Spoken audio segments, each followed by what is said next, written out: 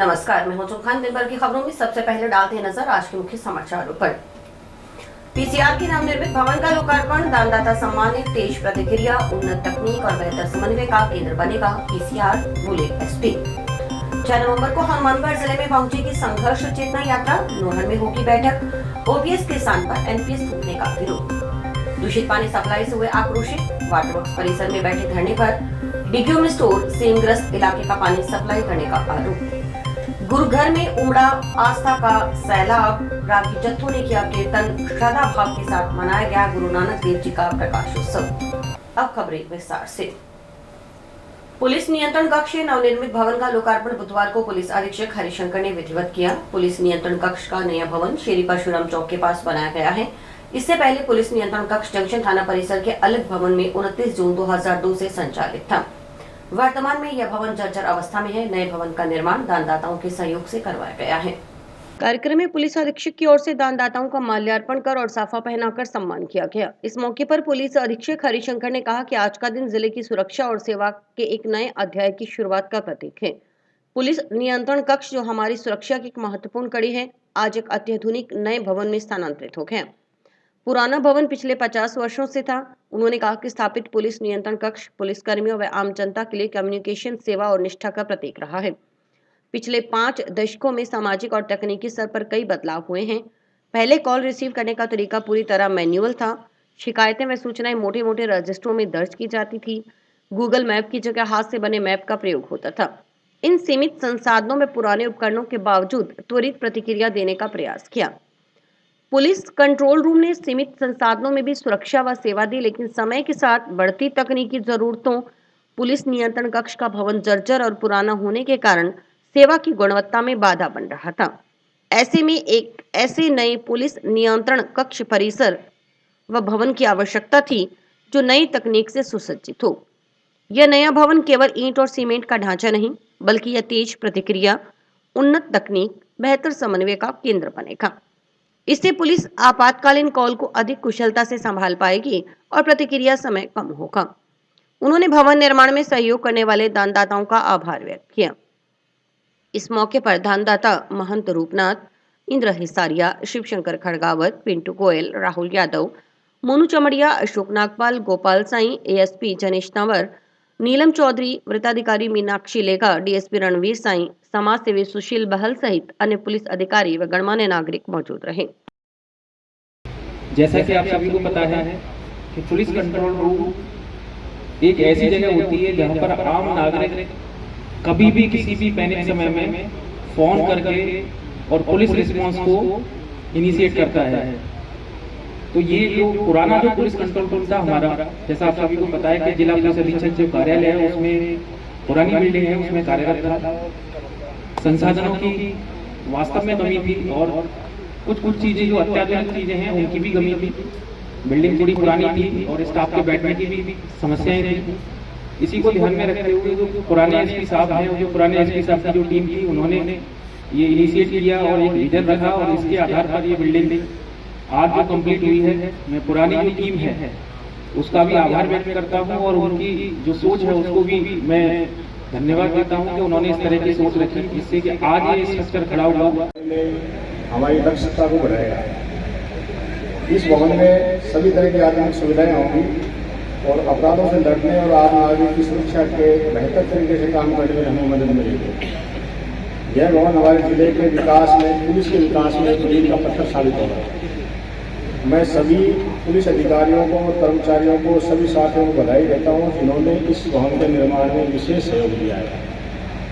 मैं आशा करता हूँ कि ये पुलिस नियंत्रण कक्ष हमारे जनता की सुरक्षा में हमें काफ़ी सहयोग प्रदान करेगा और आज पधारे हुए सभी साथियों को, सभी सम्मानीय जनों को मैं धन्यवाद देता हूँ कि आप सब आए और इस सुंदर और अच्छे मौके पर हमें आशीर्वाद प्रदान किया। जय हिंद, जय भारत। शुरुआत हुई, मैंने अनुभव किया है सर इतने 30 साल के पुलिस के लाइफ में कि भामाशाह कोई व्यक्ति विशेष नहीं होते हैं, भामाशाह प्रवृत्ति होती है। आपको ढूंढना पड़ता है कि प्रवृत्ति किस व्यक्ति में है। और हनुमानगढ़ में ऐसे महानुभावों की कोई कमी नहीं है। आप आधी रात को इमरजेंसी से भाई साहब को जगा के तो ना साहब ये काम कर रहे हैं, ये सहयोग चाहिए, कभी मना नहीं किया। आज गुरु पर्व के मौके पर हमारा जो जिला पुलिस हनुमानगढ़ है उसका जो पुलिस कंट्रोल रूम है उसका जो नया भवन हमने भामाशाहों के सहयोग से तैयार किया है उसका उद्घाटन करवाया है, उसका उद्घाटन किया गया है। इस पुलिस कंट्रोल रूम के बनने के बाद जो पुराना कंट्रोल रूम है वो हमारा अब यहाँ इस जगह स्थापित हो जाएगा और उसके बाद जो पुलिस का जो हमारा रिस्पॉन्स टाइम है उसमें भी बढ़ोतरी होगी। संसाधन एक नया क्रिएट हुआ है तो निश्चित ही जवानों के लिए और हमारा जो स्टाफ है उसके लिए भी बढ़ोतरी और उपयोग में। अखिल राजस्थान राज्य कर्मचारी संयुक्त महासंघ की ओर से सरकार को संवादहीनता, कर्मचारियों के प्रति सरकार की उपेक्षा के भाव और सरकार की कर्मचारी विरोधी नीतियों के खिलाफ प्रदेश में संघर्ष चेतना यात्रा निकाली जा रही है। 5 नवंबर से शुरू हुई यात्रा का आयोजन 30 नवंबर तक किया जाएगा। ओपीएस से छेड़छाड़ बंद करने, 9 अक्टूबर 2025 के एनपीएस पुनः लागू करने के आदेश को रद्द करने, आरजीएचएस में कटौतियां बंद करने, पदोन्नति विसंगति दूर करने और स्पष्ट और पारदर्शी स्थानांतरण नीति लागू करने सहित संविदा कार्मिकों को नियमित करने, महासंघ का 11 सूत्रीय मांग पत्र लागू करने की मांग को लेकर निकाली जा रही संघर्ष चेतना यात्रा 6 नवंबर को हनुमानगढ़ जिले में पहुंचेगी। संघर्ष चेतना यात्रा दल का हनुमानगढ़ पहुंचने पर 6 नवंबर की शाम 4:15 बजे नोहर में बैठक होगी। यात्रा दल का रात्रि विश्राम हनुमानगढ़ में होगा। 7 नवंबर की सुबह 9:15 बजे हनुमानगढ़ जिला मुख्यालय स्थित पटवार विश्रांति भवन में सभा होगी।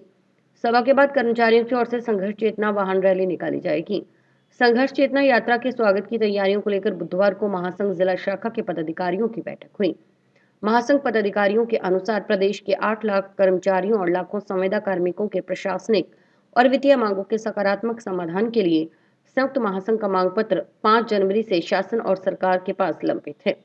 मांग पत्र की मांगों पर सकारात्मक कार्रवाई नहीं करने, ओपीएस के स्थान पर एनपीएस थोपने के विरोध में संयुक्त महासंघ विवश होकर 23 सितंबर से संघर्ष चेतना आंदोलन कर रहा है।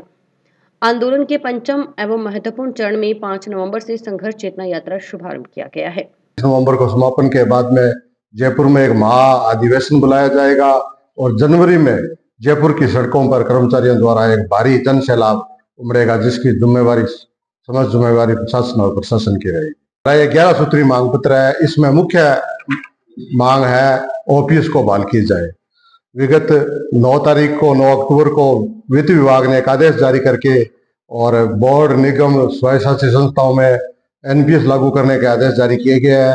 हमने उसका विरोध स्वरूप जिला कलेक्टरों को ज्ञापन दिया है। हमने विरोध किया है। तो एक तो हमारी ऑफिस बहाल हो, एक कोरोना काल का डीए जो फ्रीज है 3 किस्तें वो कर्मचारियों को दिया जाए और वेतन विसंगतियां जो है 6ठे वेतन आयोग की, 7वें की वो दूर की जाए। 8वां वेतन आयोग है जो सरकार चुनाव के समय थोड़ी सी घोषणा करती है। जैसे हरियाणा में चुनाव था तो 8वां वेतन आयोग लागू करने की घोषणा की।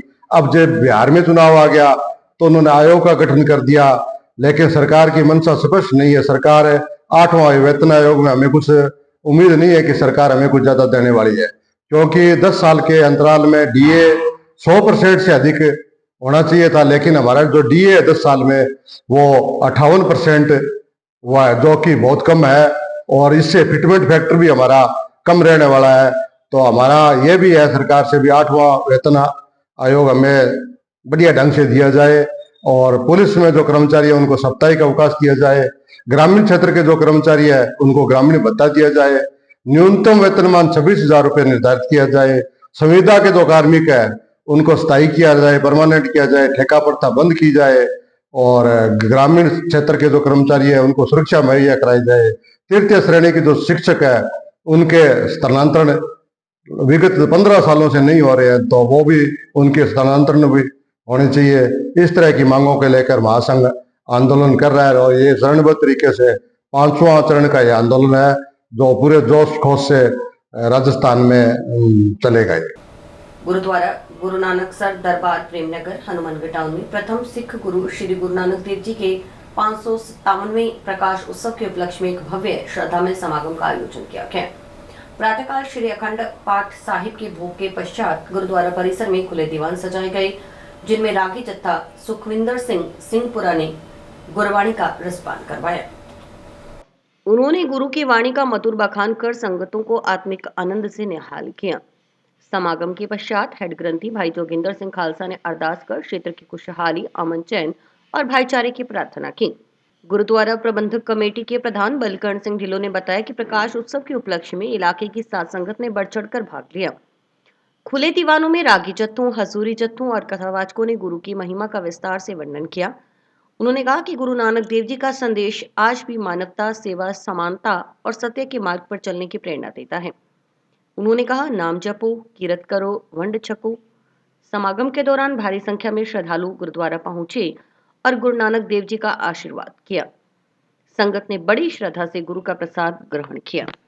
ਧੰਨ ਸਾਹਿਬ ਸ੍ਰੀ ਗੁਰੂ ਨਾਨਕ ਦੇਵ ਮਹਾਰਾਜ ਸੱਚੇ ਪਾਤਸ਼ਾਹ ਜੀ ਦੇ ਪ੍ਰਕਾਸ਼ ਪੁਰਬ ਮਨਾਉਂਦੇ ਹੋਏ ਗੁਰੂ ਨਾਨਕ ਦੇਵ ਸੱਚੇ ਪਾਤਸ਼ਾਹ ਮਹਾਰਾਜ ਜੀ ਦਾ ਪ੍ਰਕਾਸ਼ ਪੁਰਬ ਜਿੱਥੇ ਅੱਜ ਦੁਨੀਆ ਭਰ ਵਿੱਚ ਬੜੀ ਸ਼ਰਧਾ ਭਾਵਨਾ ਨਾਲ ਮਨਾਇਆ ਜਾ ਰਿਹਾ ਜੀ, ਉੱਥੇ ਅੱਜ ਗੁਰਦੁਆਰਾ ਗੁਰੂ ਨਾਨਕਸਰ ਪ੍ਰੇਮ ਨਗਰ ਹਨੂੰਮਾਨਗੜ੍ਹ ਟਾਊਨ ਵਿਖੇ ਗੁਰੂ ਨਾਨਕ ਦੇਵ ਜੀ ਪਾਤਸ਼ਾਹ ਜੀ ਦਾ ਪ੍ਰਕਾਸ਼ ਦਿਹਾੜਾ ਬੜੀ ਹੀ ਸ਼ਰਧਾ ਅਤੇ ਭਾਵਨਾ ਦੇ ਨਾਲ ਸੰਗਤਾਂ ਵੱਲੋਂ ਮਨਾਇਆ ਗਿਆ ਔਰ ਇਸ ਪਾਵਨ ਸਮਾਗਮ ਦੇ ਉੱਤੇ ਸ੍ਰੀ ਅਖੰਡ ਪਾਠ ਸਾਹਿਬ ਜੀ ਦੇ ਪ੍ਰਕਾਸ਼ ਔਰ ਅੱਜ ਪੂਰਨ ਸੰਭੋਗ ਦੇ ਉੱਤੇ ਸਮੂਹ ਸੰਗਤਾਂ ਇਲਾਕਾ ਨਿਵਾਸੀਆਂ ਨੇ ਰਲ ਮਿਲ ਕੇ ਗੁਰੂ ਸਾਹਿਬ ਜੀ ਦੀ ਹਜ਼ੂਰੀ ਦੇ ਵਿੱਚ ਕੀਰਤਨ ਸਰਵਣ ਕੀਤੇ ਔਰ ਭਾਈ ਸਾਹਿਬ ਭਾਈ ਸੁਖਿੰਦਰ ਸਿੰਘ ਜੀ ਸਿੰਘਪੁਰਾ ਵਾਲਿਆਂ ਨੇ ਆਣ ਕੇ ਕੀਰਤਨ ਦੀ ਸੇਵਾ ਨਿਭਾਈ ਔਰ ਗੁਰੂ ਕਾ ਲੰਗਰ ਅਤੁੱਟ ਵਰਤਾਇਆ ਗਿਆ।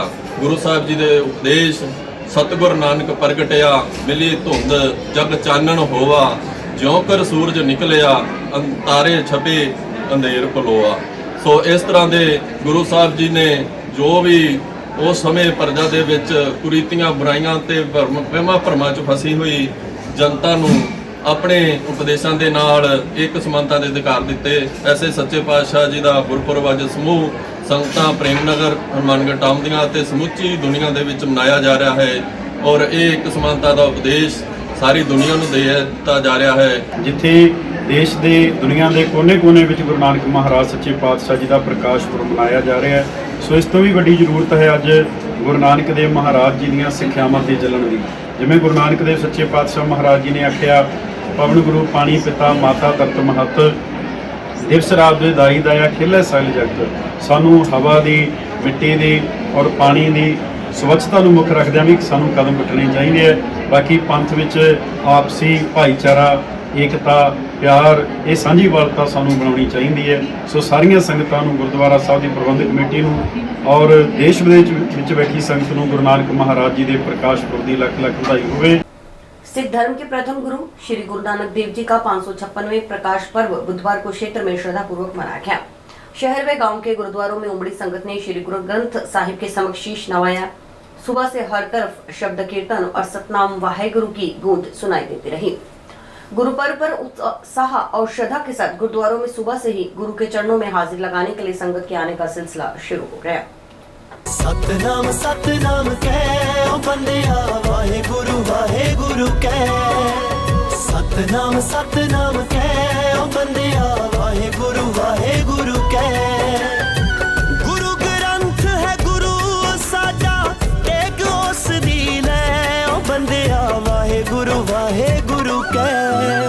सतनाम सतनाम कह ओ बंदिया वाहेगुरु कह, सतनाम सतनाम कह ओ बंदिया वाहेगुरु कह। गुरुद्वारों में प्रकाश पर्व के उपलक्ष्य में चल रहे श्री अखंड पाठ के भोग डाले गए। क्षेत्र की सुख समृद्धि और खुशहाली के लिए अरदास की गई। सुबह से ही शब्द कीर्तन का दौर शुरू हो गया। हजूरी, रागी, डाडी जत्थों ने गुरबाणी और कीर्तन किया और संगत को गुरु के इतिहास से जोड़ा। उन्होंने संगत से अपील करते हुए कहा कि नाम जपो, कीरत करो, वंड छको के सिद्धांत को जीवन में डालकर समाज की विषमताएं दूर करें। इसी कड़ी में जिला मुख्यालय पर जंक्शन व टाउन स्थित गुरुद्वारा सिंह सभा में गुरु पर्व के उपलक्ष्य में चल रहे श्री अखंड पाठों के भोग डाले गए।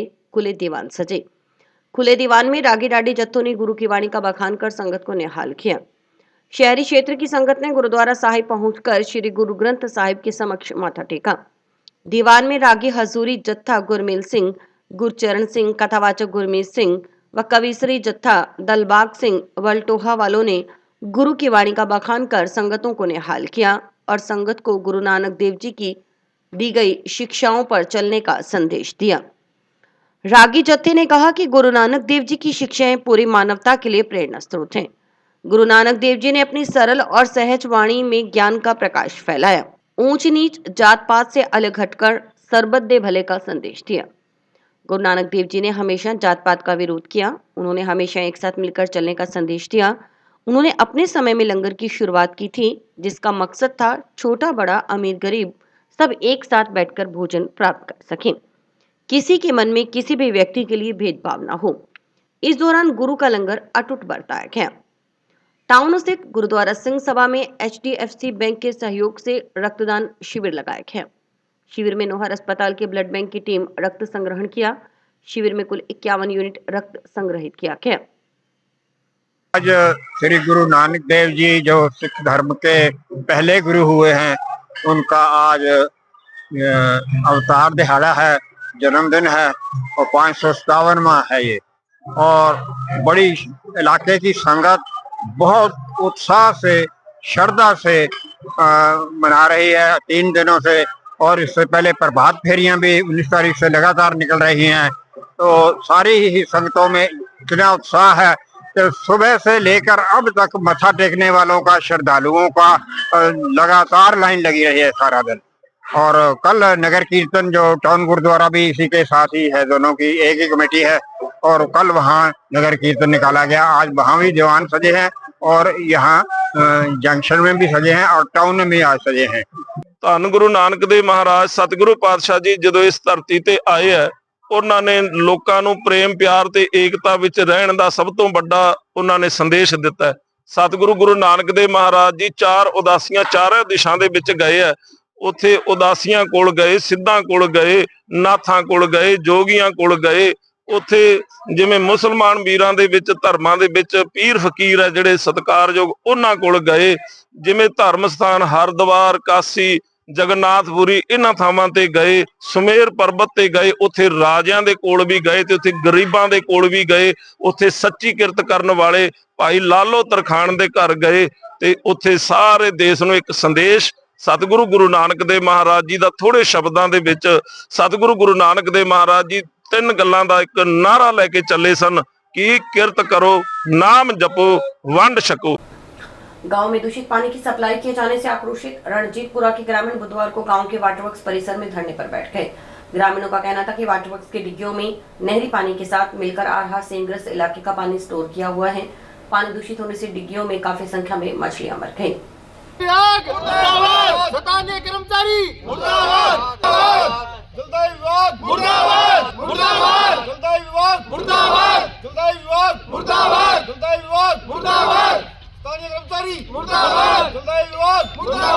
उसी दूषित पानी को गांव में सप्लाई किया जा रहा है। सूचना के बावजूद PHD अधिकारियों के न पहुंचने पर ग्रामीण और आक्रोशित हो गए।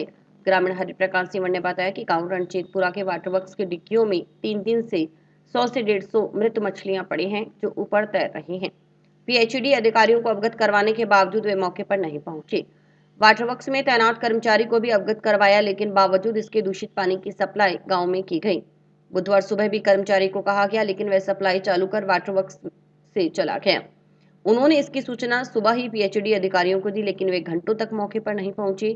उन्होंने बताया कि मोहन मगरिया के ग्रामीणों की ओर से सेमग्रस्त इलाके का पानी नहर में डाला जा रहा है, वही पानी उनके गांव के वाटरवर्क्स में आ रहा है। इससे डिग्गियों में भरा पानी दूषित हो गया और मछलियां मर गई। करीब 2 माह से कार्यालयों के चक्कर लगाए जा रहे हैं, लेकिन सुनवाई नहीं हुई। ग्रामीण गंदा पानी पीने के लिए मजबूर हैं। के निवासी हैं, सारे गांव वाले इकट्ठे हो रखे हैं। वाटरवर्क्स की पानी की समस्या है। 3 दिन से गांव के वाटरवर्क्स में मछलियां मरी हुई है। PHD विभाग को अवगत कराते हुए 3 दिन हो गए, ना यहाँ कोई JN एक्शन कोई आ रहा है। स्थानीय कर्मचारी जो रखा हुआ है काशीराम नायक, उसको भी बोला गया, लेकिन उसने गंदा पानी गांव में सप्लाई देता रहा। आज सुबह उसको बोलने के बाद उसने सप्लाई चालू करके वो यहाँ से नदारद हो गया। अधिकारियों को सुबह से 9 बजे से फ़ोन कर रहे हैं, लेकिन अभी तक अधिकारी यहाँ पहुँचे नहीं और मछलियाँ मर के पानी के ऊपर आ रखी है। 2 महीने से पूरे प्रशासन के चक्कर काट के अवगत कराया हुआ है। सेमग्रस्त पानी है और नहर के अंदर मोलमोरिया गांव के जो निवासी हैं उनके द्वारा पानी गंदा सेम का है जो नहर के अंदर डाला जा रहा है। वो पानी वाटरवर्क्स में आने के बाद दूषित हुआ है। उसकी वजह से गांव में मछलियाँ मरी है और लोगों को परेशानियाँ हो रही है। गंदा पानी पीने को गाँववासी मजबूर है, लेकिन प्रशासन को बोला गया, उसके बाद भी प्रशासन आ नहीं रहा है। सुबह हमने धरना लगाया है और कलेक्टर साहब को भी हमने वीडियो बना के भेजी है और गाँव वाले इकट्ठे हुए हैं भी हमारी कहीं से पुकार सुनी जाए। समाचार अभी और भी हैं, देखते रहिए स्काई चैनल। नमस्कार दोस्तों, मैं डॉक्टर निधि डोमेवाले फोकस नागपाल आई हॉस्पिटल से, जो 40 साल से आंखों की बहुत अच्छी सर्विस दे रहा है। आपको ये बताते हुए मुझे खुशी हो रही है कि अब चश्मा निकालने का ऑपरेशन जो लेजर द्वारा किया जाता है, जिसे लेसिक कहते हैं, वो यहाँ पे शुरू हो चुका है। लेसिक यानी लेजर द्वारा आपके आँख का चश्मे का नंबर हटाया जाता है। ये चश्मे का नंबर हटाने के लिए लेज़र किरणों का प्रयोग किया जाता है। हमारे यहाँ हनुमानगढ़ में आधुनिक तकनीक की मशीनें हैं जो FDA अप्रूव्ड है, जो आपकी आंखों के लिए बहुत सुरक्षित है। बिना नुकसान के आपका चश्मे का नंबर हट जाएगा। लेसिक ऑपरेशन से मरीज़ को घबराने की कोई ज़रूरत नहीं है, क्योंकि इस ऑपरेशन में आपको आँख में कोई टीका लगवाने की ज़रूरत नहीं है। हम आँख को एक ड्रॉप यानी एक दवाई के द्वारा सून करेंगे, उसके बाद आपका ऑपरेशन होगा, जो कि 10 से 15 मिनट में हो जाएगा। चलो आए, लेसिक ऑपरेशन के द्वारा अपनी नई ज़िंदगी की शुरुआत करें और चश्मा से मुक्त हो जाए। समस्त सिंधी समाज के तत्वावधान में मंगलवार शाम हेमू कलानी चौक पर समाज के इष्ट देव भगवान श्री झूलेलाल और समस्त सिंधी समाज के प्रति की गई अपमानजनक टिप्पणी के विरोध में विशाल एकत्रीकरण किया गया। समाज में रोष की लहर देखने को मिली।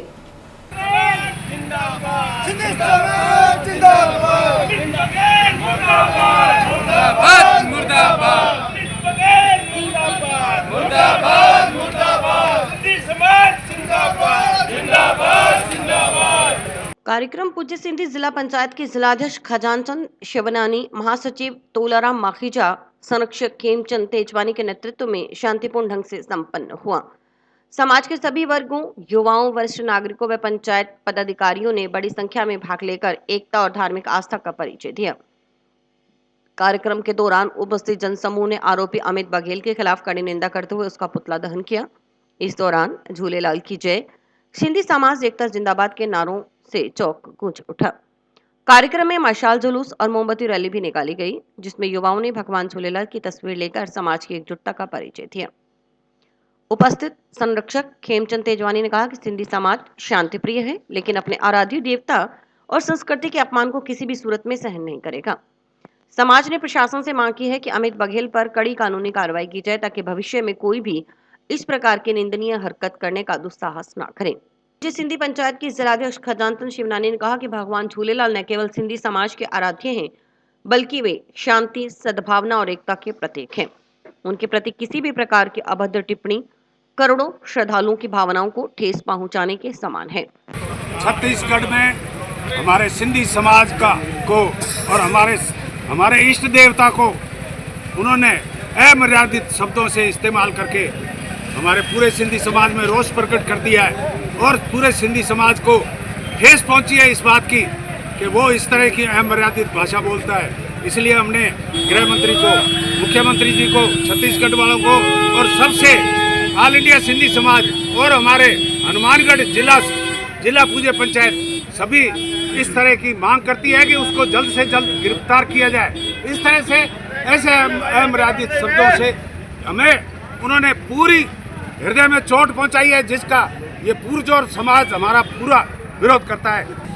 हमने उसका जिंदा ही पुतला जला डाला और इस तरह के कृत्य करने वाले को हम तो ये कहेंगे सरकार उसको फांसी की सजा दे, कठोर से कठोर कार्रवाई करे, अन्यथा हमारा सिंधी समाज पूरे भारतवर्ष में आंदोलन करता हुआ छत्तीसगढ़ रायपुर में जा पहुंचेगा और इसका अगर किसी तरह का खामियाजा भुगतना है तो सरकार को खामियाजा भुगतना पड़ेगा। हम जो है पूरे आक्रोशित हैं और हम वहाँ भी पहुँचेंगे और इसमें अगर कोई कार्रवाई ये अमित बघेल के नाम नहीं होती तो हम फिर जो है भूख हड़ताल पे भी बैठ सकते हैं। प्रधानमंत्री सूर्य घर मुफ्त बिजली योजना के तहत बुधवार को हनुमानगढ़ जिले में राजस्थान प्रदेश का पहला 1.1 किलोवाट का सौर ऊर्जा प्लांट स्थापित किया गया। यह सौर ऊर्जा प्लांट हनुमानगढ़ जंक्शन 60,000 रुपए कीमत का 1.1 किलोवाट का सौर ऊर्जा प्लांट लगाने पर केंद्र सरकार की ओर से 33,000 रुपए की सब्सिडी, जबकि राज्य सरकार की ओर से अतिरिक्त सब्सिडी के रूप में 17,000 की राशि दीनदयाल के परिवार को प्रदान की जाएगी। पूरे प्लांट पर 50,000 रुपए की सब्सिडी सरकार देगी, जबकि उपभोक्ता से शेष 10,000 रुपए किश्तों में प्राप्त किए जाएंगे। इसके लिए विभिन्न बैंकों से कम ब्याज दर पर लोन सुविधा भी उपलब्ध करवाई जा रही है। इस मौके पर भाजपा जिलाध्यक्ष प्रमोद डेलू सहित अन्य जनप्रतिनिधि, ड्यूक एनर्जी प्रोडक्ट लिमिटेड और सोलर संगठन भारत के प्रतिनिधि अरविंद व्यापारस मिड्ढा मौजूद रहे। भाजपा जिलाध्यक्ष प्रमोद डेलू ने कहा कि गरीब कल्याण के लिए प्रधानमंत्री नरेंद्र मोदी ने सौर ऊर्जा का अभियान चलाया है। उसी अभियान को आगे बढ़ाते हुए प्रदेश के मुख्यमंत्री भजनलाल शर्मा ने चुनावी वादे अनुसार गरीब को 100 यूनिट फ्री बिजली से बढ़ाकर 150 यूनिट की है। उसी के अनुरूप सौर ऊर्जा का 1.1 किलोवाट का सौर ऊर्जा का प्लांट दीनदयाल के घर लगा है। बिना किसी लागत, बिना किसी खर्च के सामान्य व्यक्ति दीनदयाल का यह उपहार मिला है। इससे उसका बिजली बिल 0% हो जाएगा। डेलू ने बताया कि प्रधानमंत्री सूर्य घर मुफ्त बिजली योजना के तहत 150 यूनिट से कम उपभोग करने वाले उपभोक्ताओं के सोलर प्लांट लगेंगे। हनुमानगढ़ से योजना की शुरुआत के बाद अब प्रदेश में 1 करोड़ सोलर प्लांट स्थापित होंगे। गरीब कल्याण के लिए जिस प्रकार नरेंद्र भाई मोदी जी ने सौर ऊर्जा का अभियान चलाया, उसी अभियान को आगे बढ़ाते हुए हमारे राज्य के माननीय मुख्यमंत्री श्री भजनलाल जी ने जो 100 यूनिट फ्री थी, उस यूनिट को बढ़ा करके 150 यूनिट गरीब को फ्री देने का जो वायदा किया था, उसी के अनुरूप आज सौर ऊर्जा का 1 किलोवाट का जो सौर ऊर्जा प्लांट इस गरीब के घर पे लगा है। भाई दीनदयाल जी को जो उपहार के रूप में मिला है, बिना किसी पैसे के, बिना किसी लागत के, आज एक गरीब को, एक सामान्य व्यक्ति को जो अपने बिल की 0% के रूप में वो अदा करेगा, 0% हो जाएगा आज से। इसलिए मैं माननीय मुख्यमंत्री जी का और माननीय प्रधानमंत्री जी का बहुत बहुत आभार व्यक्त करता हूं। और आज हनुमानगढ़ डिस्ट्रिक्ट में 1 किलोवाट का प्रथम सौर ऊर्जा प्लांट लगा है। इसलिए डुए कंपनी के जो अधिकारी हैं और जो व्यवस्था के रूप में ये देख रहे हैं, मैं इन सब कर्मचारियों को भी बहुत बहुत बधाई देता हूं कि आपने आज दीनदयाल जी के घर पर प्रथम सौर ऊर्जा प्लांट लगा करके एक गरीब को मुफ्त बिजली देने का जो काम किया है, इसके लिए मैं डुए कंपनी को, माननीय मुख्यमंत्री जी को, माननीय प्रधानमंत्री जी को धन्यवाद और आभार व्यक्त। इसकी लागत में हमारे माननीय प्रधानमंत्री जी ने जो 30,000 की तो केंद्र से सब्सिडी है और 17,000 की राज्य की सब्सिडी है। इस प्रकार से 50,000 की सब्सिडी पूरे प्लांट पर सरकार दे रही है।